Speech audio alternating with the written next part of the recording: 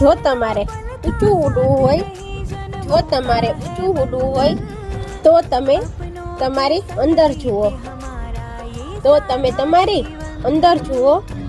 તમારા અહંકારને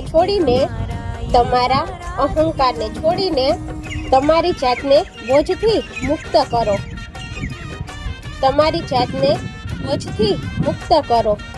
કેમ કે સૌથી હલકા લોકો જ ઊંચે ઉડી શકે છે.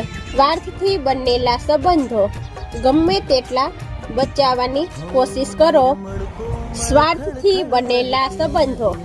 ગમે તેટલા પ્રયત્ન કરો, તે ક્યારેય બનતા નથી.